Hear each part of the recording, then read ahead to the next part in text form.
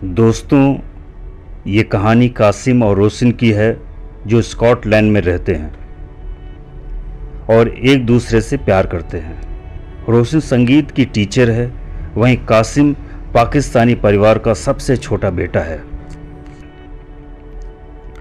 वो अपने परिवार के साथ साथ अपनी पहचान और अपने भविष्य को लेकर संघर्ष कर रहा है।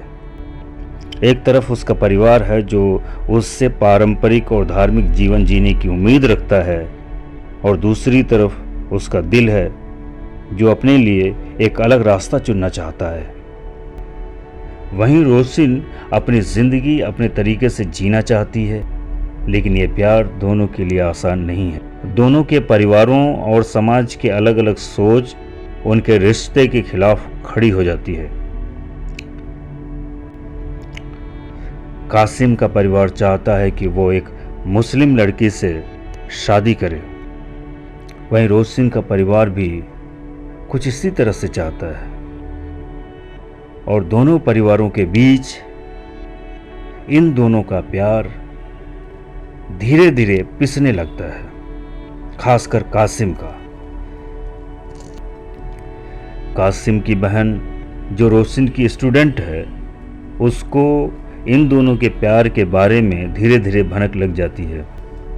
फिर भी दोनों वक्त निकाल के परिवार को बिना बताए एक दूसरे के साथ अपने प्यार का इजहार करते हैं। दोनों खुश हैं। रोशिन कासिम के साथ शादी के सपने देख रही है, कासिम भी यही चाहता है। फिर भी एक डर उसके अंदर कहीं न कहीं बैठा हुआ है। वो जानता है हमारी खुशी हमारे परिवारों को कांटे की तरह चुभेगा। उसे अपने प्यार और परिवार में से किसी एक को ही चुनने की आज़ादी होगी, लेकिन वो अपने परिवार को कैसे छोड़ सकता है जिसने उसे पाल पोस कर बड़ा किया, पढ़ाया लिखाया। इसी बारे में वो रोशिन से बात करता है। रोशिन कहती है, ये तो तुम्हें प्यार करने से पहले सोचना चाहिए था, अभी क्या फ़ायदा। हम दोनों ही एक दूसरे से प्यार करते हैं और तुम अपने परिवार की बंदिशों के बारे में बात कर रहे हो, और वो भी मेरी ज़िंदगी बर्बाद करके। वो गुस्से से वहाँ से जाने लगती है। कासिम उसके पीछे पीछे जाता है, उसको मनाने की कोशिश करता है, लेकिन वो नहीं मानती। कासिम उसको समझाने की कोशिश करता है कि उसका परिवार किस तरह का है, किस तरह की सोच का है, लेकिन रोशिन अपनी जगह से नहीं हिलती। फाइनली दोनों वापस आते हैं। रोशिन बेड पे लेटी हुई है, कासिम उसके पीछे लेट जाता है। रोशिन टर्न करके उसके चेहरे की तरफ देखती है।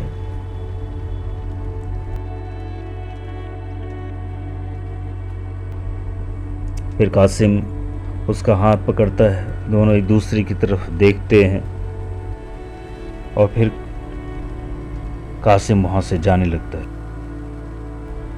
रोशिन अपने आप को अकेला महसूस करती है। अब उसका मन उसके संगीत में नहीं लगता। वहीं कासिम के घर वालों को भनक लग जाती है। वो सब कासिम को वार्निंग देते हैं। रोशिन भी अंदर से टूट चुकी है। उसने स्कूल से छुट्टी के लिए अर्जी दी थी जो मंजूर हो गई है। तभी उसको फ़ोन आता है। कासिम और रोशिन दोनों फिर से एक बार मिलते हैं। दोनों फैसला करते हैं, चाहे जो हो जाए हम एक दूसरे से जुदा नहीं होंगे। लेकिन कासिम पे परिवार का दबाव बढ़ता जाता है। वो अंदर ही अंदर टूट सा रहा है, लेकिन वो रोशिन के सामने जाहिर नहीं करता। अपने कुछ फोटोग्राफ वो रोशिन के साथ साझा करता है, उसके बारे में बातें करते हैं। वहीं दूसरी तरफ रोशिन के स्कूल हेड ने उसके प्यार को अनैतिक बताते हुए कहा, जब तुम ये सब कर रही हो तो बाकी बच्चों पर इसका क्या असर होगा। तुम इस तरह से प्यार मोहब्बत करते हुए इस स्कूल में नहीं पढ़ा सकती। वो गुस्से से वहां से चली जाती है। कासिम और रोशिन एक दूसरे से बात करते हैं। रोशिन कहती है, हमारा प्यार चाहे किसी को पसंद आए या ना आए, हम पर कोई फर्क नहीं पड़ता। कासिम भी उसकी बातों में हाँ मिलाता है, जबकि सच्चाई तो कुछ और ही है। वहीं दूसरी तरफ कासिम की बहन रोशिन से बताती है, हमारे परिवार की खुशियों के लिए कासिम से दूर रहो। रोशिन कहती है, मैं ऐसा नहीं कर सकती। वो गुस्से से वहां से चली जाती है। रोशिन उसे जाते हुए देख रही है। कासिम रोशिन से कहता है, उस पर उसके परिवार का बहुत दबाव है। वो कुछ दिनों के लिए अपने परिवार के पास जाना चाहता है और वो अपने सामान के साथ वहां से चला जाता है। रोशिन उसे नहीं रोक पाती। कासिम के जाने के बाद उसकी बहन रोशिन को लेकर अपने घर पर जाती है और बताती है, मेरा भाई एक मुस्लिम लड़की से शादी करने वाला है, इसीलिए मेरी माँ ने उसे बुलाया है। रोशिन ये सब देख के पागलों की तरह गुस्से में आ जाती है और रोने लगती है। वो वहाँ से चली जाती है। कासिम का फादर कासिम से कहता है, मैंने जो कुछ किया है तुम्हारे लिए किया है। उन गोरों की नज़र में हम काले ही हैं, कुछ नहीं बदला है। लेकिन कासिम एक नहीं सुनता। वो वहाँ से रोशिन के पास जाने लगता है। उसका फादर कहता है, सोच लो, फिर तुम्हारे लिए ये दरवाजे हमेशा के लिए बंद हो जाएंगे। लेकिन उस पर कोई फर्क नहीं पड़ता। कासिम जब रोशिन के पास पहुंचता है तो देखता है रोशिन बहुत दुखी है। कासिम कहता है कि मैं तुम्हें अब नहीं छोड़ सकता।